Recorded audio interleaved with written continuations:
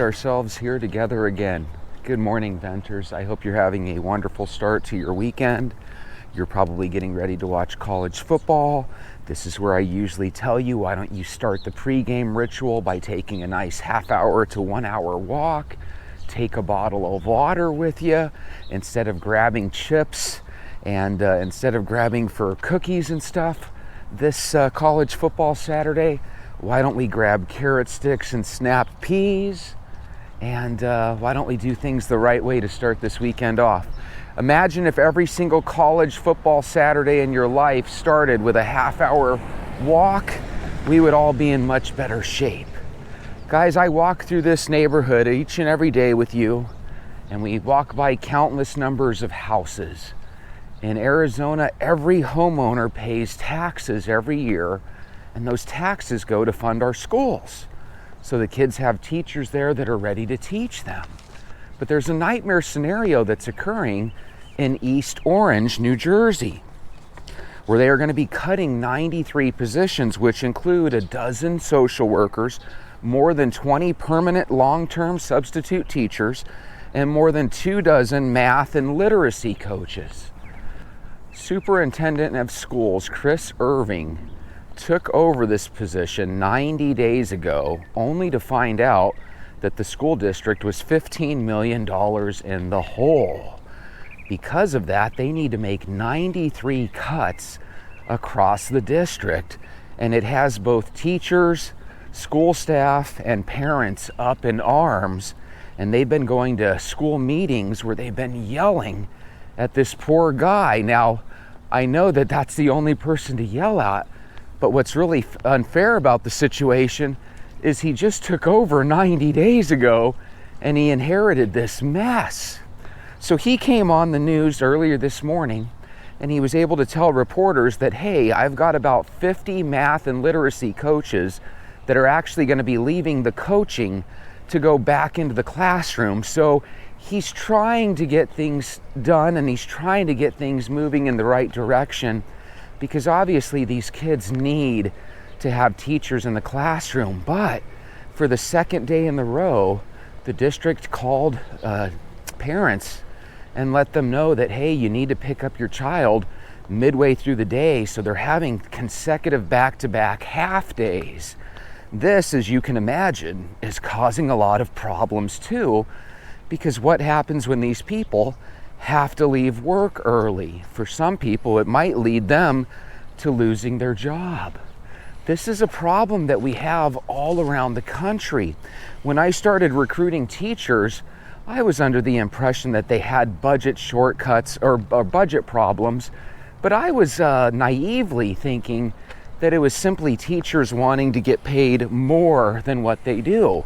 And maybe there has been some of that over the last 5 or 10 years, but this is one of those problems that goes a little bit deeper than that, because I don't think this is a case where teachers are getting greedy and what have you.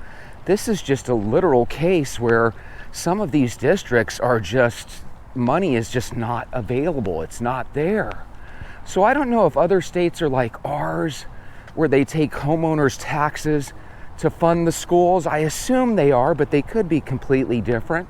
The only thing I'm thinking is maybe East Orange, because it's one of these impoverished districts, maybe they just don't have a lot of homeowners to supply tax money.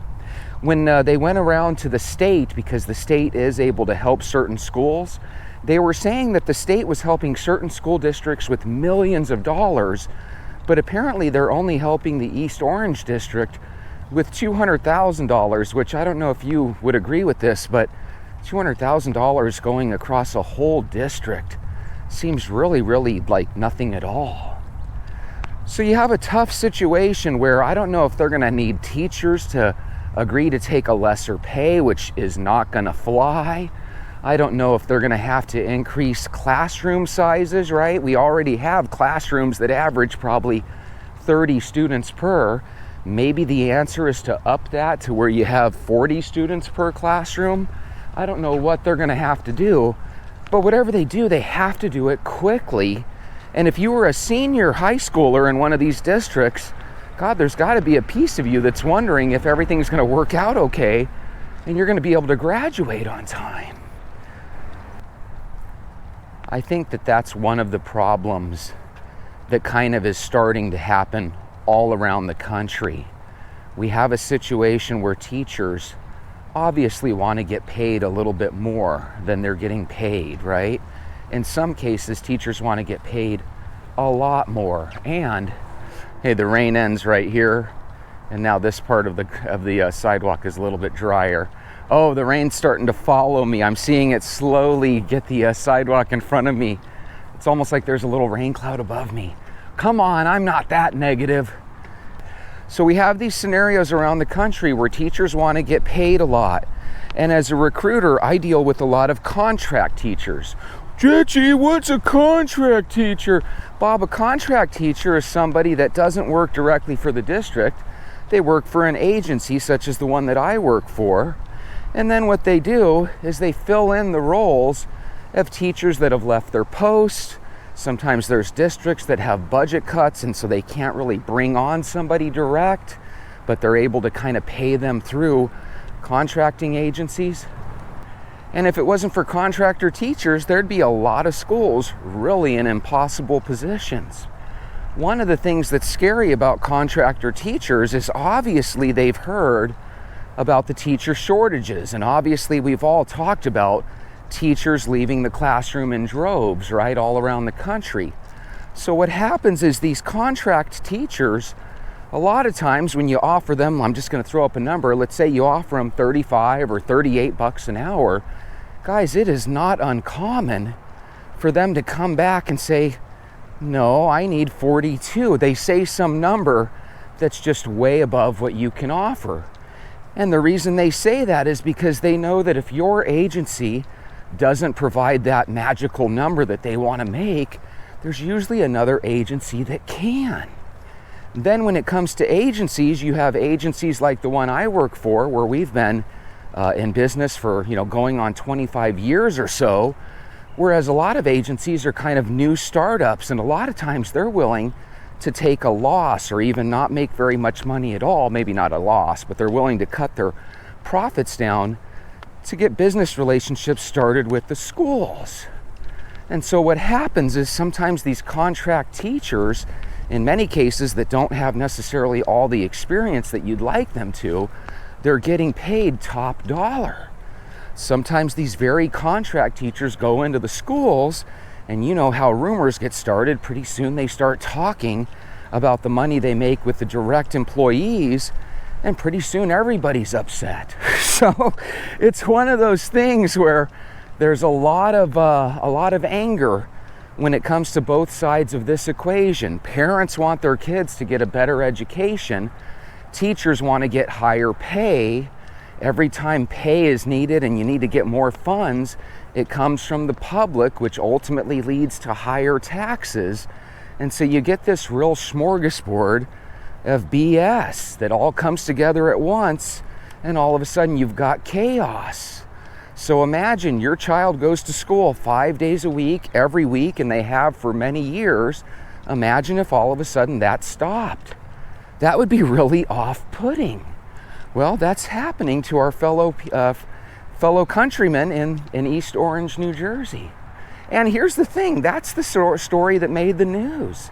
I'm sure around the country there's other school districts that are this close to joining that same situation with East Orange. So what's going to happen in the future is I think we're going to have to make a decision. And the decision is going to involve sacrifice for everybody. I think instead of having 1 million social workers, I think we really need some of the parents to start stepping up. If parents did a better job, I think we'd have a situation where there wouldn't be so many social workers needed. It's kind of a sad state of things when the number one thing that your school needs are social workers and school psychologists. I think there's a lot of schools out there that don't have any troubles, and it's because a lot of times the parents within those school districts, they want to see the teachers succeed. They want to see a successful school district. But there's some other school districts around the country where they don't necessarily think about their children's best interest. Does that mean that they're bad parents? No, not at all.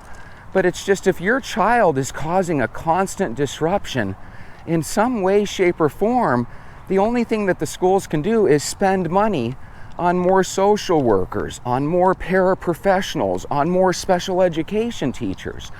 And if you're a special education teacher and you have to deal with kids biting you and punching you and kicking you and then running and you got to chase after them, those are things that lead to people not wanting to be a part of the school system. And when people that genuinely love teaching end up not enjoying the business anymore, not enjoying the love of teaching anymore, all of a sudden you get contract teachers and they're thinking, how can I make the most money? So am I saying contract teachers are greedy? No, they just know their value, they know their worth. So if you're offering them something that's kind of bare bones because the school doesn't have much money to work with, and then another agency is willing to pay them more by kind of taking them on at no profit at all, it creates this weird situation where some of the teachers that have been there forever feel underappreciated and underpaid, and they're working forever. Then you have the contract teacher that swoops in and makes top dollar in some cases. So I can definitely see how that would be extremely irritating. I don't know if you guys have noticed, but the last couple of days that I've been walking, I've been telling you how the weather's getting cooler out, and I have seen walkers out here increase by about 300 or 400%, right? I used to see 1 or 2 people walking. All of a sudden, every day I'm seeing closer to 6 or 7 walking. That's quite a big jump. You know what I mean? Maybe I shouldn't say 100 or 200%. It looks like it's jumping hundreds of percentage points, because it is. So here's the question you have to ask yourself. Do these people only care about their health when the weather's nice? Does health go out the window for comfort when the weather's too hot or too cold? See, that's the problem with human nature. We think that a walk is going to do something for us. A walk does very little, if anything, to change your body whatsoever. The way walking works is you have to walk every single day. Now, here's the crazy thing. Let's say you're one of these teachers. Let's say you feel underappreciated. And let's say you start putting your resume out there for things outside of the educational world. If someone's willing to hire you and pay you just as much, now you have a choice. Do I want to take this corporate job, or do I want to keep this job where it's like pulling teeth getting things to work for me? You got students that don't want to be in the classroom. You've got students that are sitting there looking at their phone. You've got students that are fighting the teacher tooth and nail. And pretty soon you have a situation where it's just chaos. Nobody would want to work in that. And that's where I solely, and I mean solely, blame the parents. Our parents, when we were growing up, were in our lives on a higher degree than the parents are nowadays. The parents really do look at the football practice, and they really do look at the dance practice, and they really do look at school as kind of a place where they can drop off their kids. And in reality, it used to work like that because the kids had a lot more respect back in the day. So if you did drop your kids off to football practice or to after-school activities, you know, there was an expectation that your kids were going to be well behaved. Now, every time there's a classroom, and I'm sure you guys have seen the stories, you know, kids are beating up the teachers. Kids are causing problems. When they try to get the parents involved, the parents end up pointing fingers back at the teacher, and nothing ever works. How about we come up with novel ideas? I remember in the past you would hear these stories of how a judge in such and such, you know, city would rule that the parents had to sit in on the classroom with their kids for a week. They used to do weird things like that. They used to have weird judgments like that. And we would all say, that's a little odd, but you want to know something? If you have to sit in with your son or daughter for a week while they're in school, and you get to see how they act, knowing that while you're there, they act like angels, and when you're gone, they act like devils, well, I mean, maybe that's something we need to do again.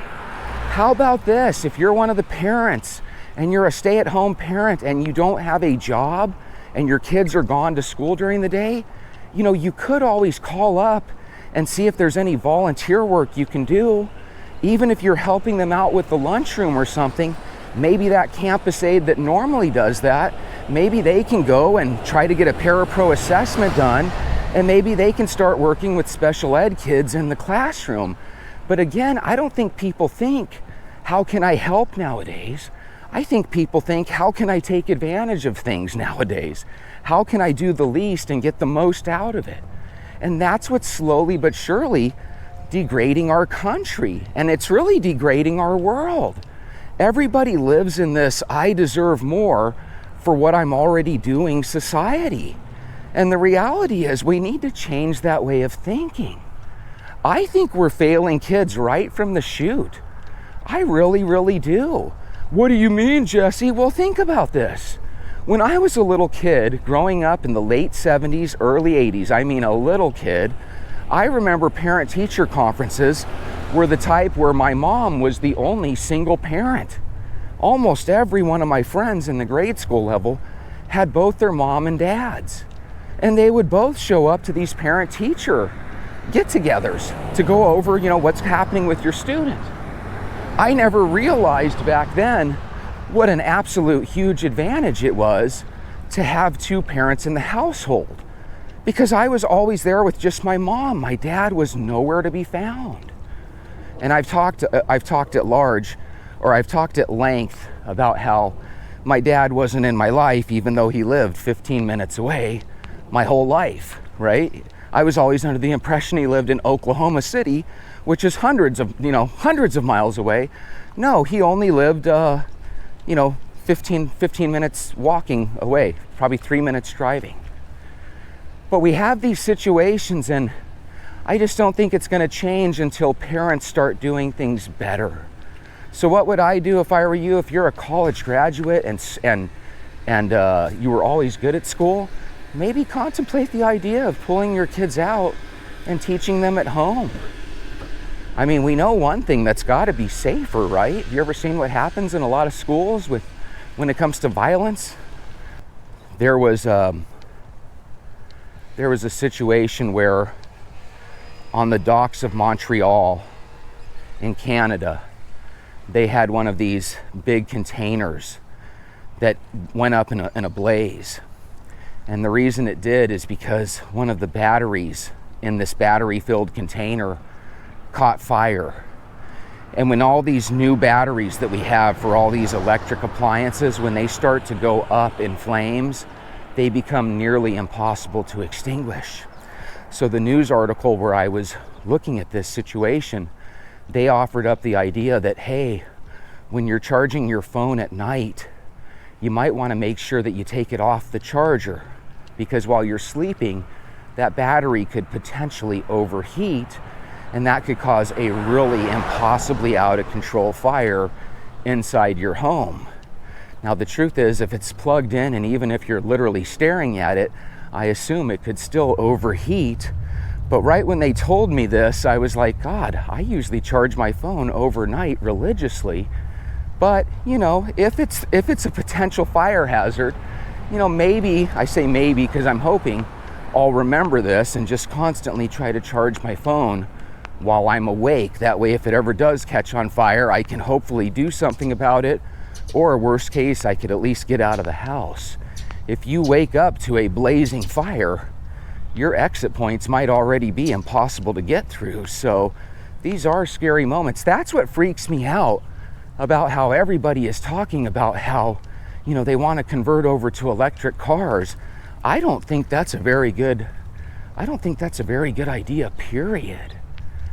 What's going to happen when every car is electric and on average we get, tens of thousands of car accidents each and every day? You're going to have some extreme car accidents where those batteries go up in flames and people are going to be stuck in these cars. I mean, that sounds like a horrible deal. By the way, that's what happened to the girl I was telling you about at the corner. She ran into a pole, her car went up in a blaze, and she ended up perishing right there at the corner. And I wonder, did she have an electric car? I don't know. If she didn't have an electric car, then she must have really hit the pole hard for it to go up in flames. So I hate to say it, but I think this goes down as one of those things that it's just part of the domino effect. When you have horrible cities where good people end up leaving the cities to go out in the suburbs, pretty soon you have a situation where the suburbs have all the good schools. This is why in many states they fight for you to have educational choice. If you don't like the school that you're districted in, if you're in that school district and you don't like them, in our state here in Arizona, you can take your funds and instead of giving them to your local school, you could take them to a private school or a charter school or a school that's out of the district. As long as you're able to get your child over to that school, you're good to go. Now that's something that if people in East Orange had, they might be able to do something about this. They might be able to say, okay, I'm taking my child out of this school and we're gonna go take her or him to the private school or to the charter school. But again, in other states, they fight tooth and nail against this because they don't want money going out of their district. But look what happens in some of these districts. For this district to be $15 million on the whole, when the school superintendent comes to work for his first ever day, that is being put into a tough position. And I'm sure if he would have known how many people are going to be angry at him, which isn't fair, by the way, if you're new to your job and people are angry, blaming everything on you, I think that's very extremely unfair. If you think it's unfair to blame the new guy, let me know. But that happens a lot in the world. We love to point the finger. And in this case, I don't know how you can point the finger at a guy that's only been there for 90 days. But it makes you wonder, is this why the last person that was there is no longer there? Maybe they saw this coming. You know, so you have the school. Here's the thing. You can't write a bouncing check. If there's no money in an account, you can request more funds from feds or from the state level. But unless you get those funds, you can't write a check that's going to bounce. So I don't know what's going to happen with this, but all I know is it's not something that's going to be solved overnight. They will end up solving it overnight because somebody will end up writing them a check, right? Probably from the federal level. But man, these things are really coming to a head all around the country. I've also been hearing every single day about how different places are laying people off. I think I heard yesterday that Boeing ended up laying off like 15,000 employees. The United Auto Workers, those people that fought for all these extra monies, I think I heard somewhere that they're having a couple hundred or a couple thousand layoffs. So once again, every time these labor unions get together and they pull money out of wherever they're working, it ends up leading to layoffs. So imagine you're in this picket line fighting for your fair wage, right? You want to increase your earnings by 70% annually or whatever the crazy number is over 5 years. You want to increase your pay by 70%. Well, guess what? You're holding up your picket line so that your buddy next to you gets the raise. Meanwhile, you're going to get laid off. How many people would have wanted to be a part of that picket line if they knew it was going to lead to their coworkers getting a raise and them getting laid off to pay for that raise? It happens every time. You know, we look at these labor boards. The labor unions were originally made, from what I understand, because of horrible working conditions. It's no longer about horrible working conditions. It's about pay raise negotiations. And I don't know about you, but could you imagine if every single person got a 70% raise like these port workers are asking for? And then the port workers are asking for a situation where automation is stricken. It's not allowed. You're not allowed to automate. You're not allowed to move into the future. What's that mean? It means that the US in the future is going to have the slowest production, whereas other countries that go automated are going to have the fastest. So it's putting the country behind the 8 ball. Once again, also these people can get these incredibly high raises. And once again, the only thing it leads to is certain people making more money and certain people getting laid off. And when you're laid off, it really lets you know what they think of you, doesn't it? So Again, every time somebody gets paid more, the money has to come from someplace. And every time we have a situation where you have these school boards doing these crazy things and you have parents that aren't wanting to be involved, you're going to end up having a domino effect that hits you down the road, just like this superintendent and this East Orange School District are starting to live through right now. It's a nightmare. With that being said, sometimes we have to be stoic and we have to say, yes, there's a million troubles in the world, but I need to focus on my health. I need to focus on my walk. And that's a great way that you can handle your 30-minute walk in the morning. Just enjoy yourself. Be happy that other people are having these problems today and not you. But have empathy, because tomorrow it could be you. Have a wonderful day. We'll see you then.